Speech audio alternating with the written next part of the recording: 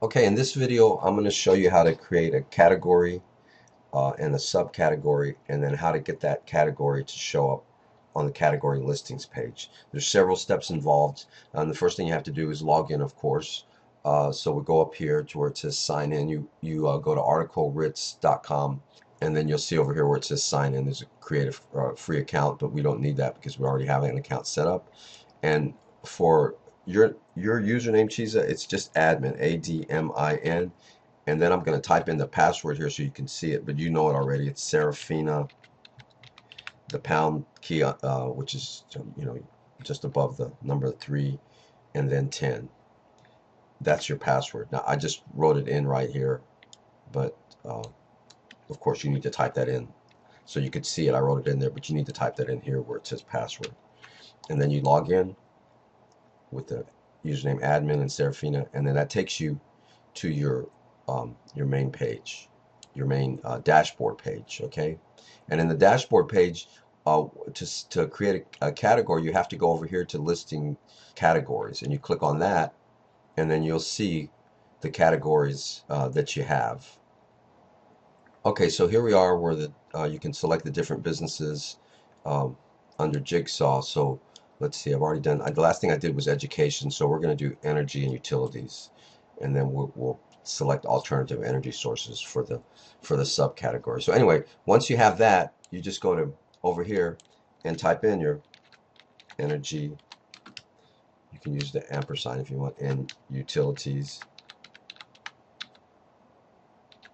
Okay, and then down here where it says parent, you leave that as none because you this is going to be a main category. It's not a subcategory. Okay, and so you just simply go down here. Let me see, it's below the screen, and you click on um, add new category. Down here, energy and utilities. Now what we want to do is we want to create a subcategory for energy and utilities, and we found a subcategory. If you look back here in Jigsaw, a subcategory was alternative energy sources. So we're going to enter that up here, alternative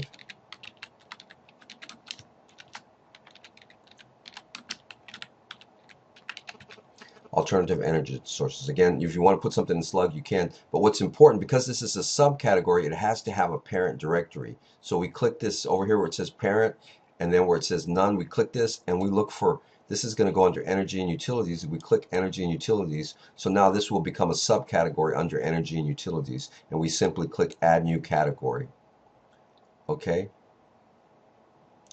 And when you do that, you can now see energy and utilities, and then you can see alternative energy sources as your subcategory of energy utilities. So now that's great. That's been created, but it's not going to show up on the category listings page unless we create it as a post and we do a redirect. So in order for us to do a redirect, we have to know where it's redirecting to, and the only way to do that is to go over here to alternative energy sources and click view, and that will take us to the alternative energy sources page. Now there's no listings there because we haven't created any listings, and you have to create listings for that to show up, but at least we know the link there. So we just go over here and copy that link.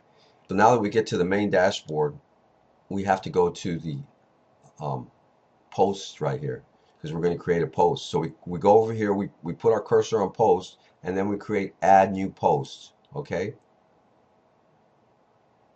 and this is the sub category of alternative energy sources. Okay, now that's great, but we have to tell it where we want it to this post to go under. Well, we want it to go under energy and utilities, right? So it's a subcategory of energy and utilities. It's a post in that subcategory, or it's a post in that category, energy utilities. Now we need to scroll down and add that link that we're redirecting it to. This is the important part. This is the part that I created for you so that you have to do this so that it shows up on that category listings page, which you so much wanted. So you do that by going over here and click paste, and we pasted that link to the subcategory alternative energy sources. Now we have to make it live, so we go over here and click make redirect active, and by checking it, that turns it on.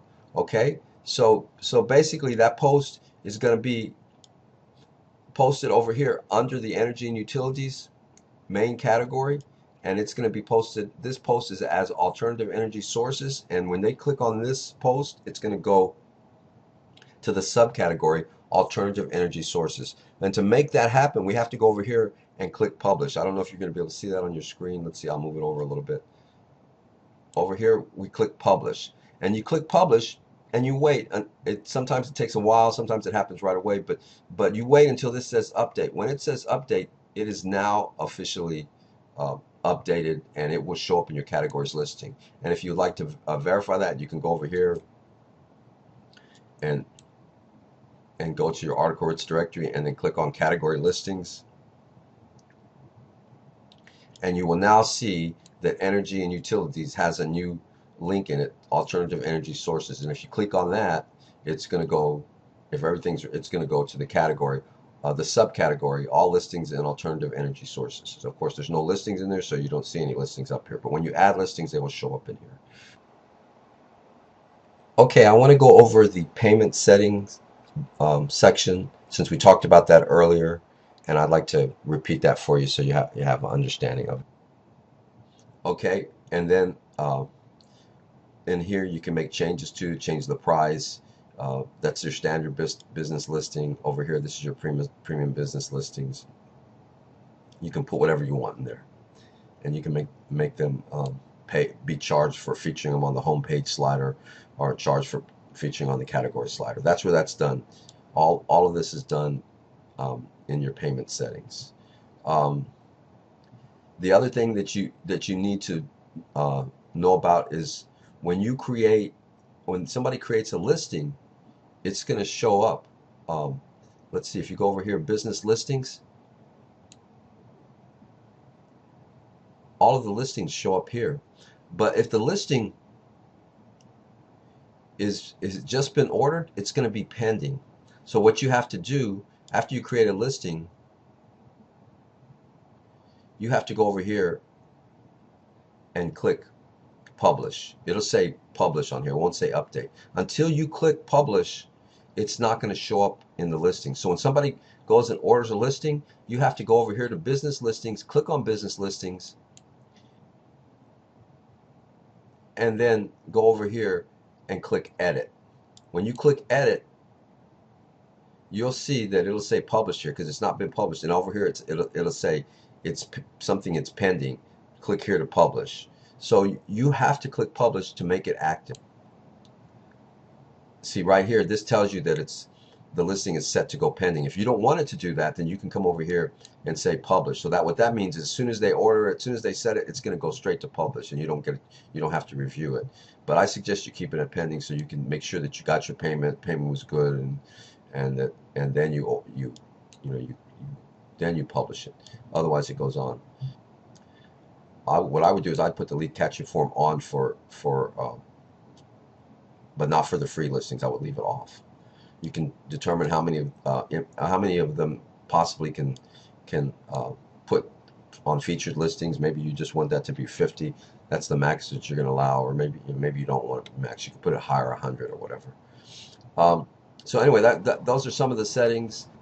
Just play around with them until you get comfortable, and you should be okay.